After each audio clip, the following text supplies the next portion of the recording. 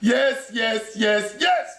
We criticize and we chastise and we beat JFF President Mike Ricketts and his administration when they deserve it, which is most of the time.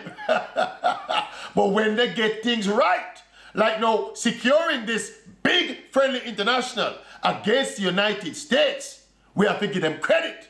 Playing the USA right now provides a perfect acid test to tell us where we are and what we need to do in terms of getting to that ultimate objective of qualifying for Qatar next year, 2022.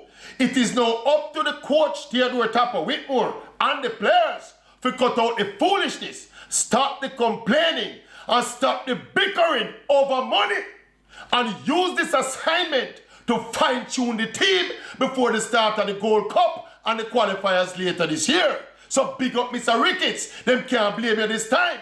If you get games against St. Kitts and Grenada and St. Lucia, would have beat you.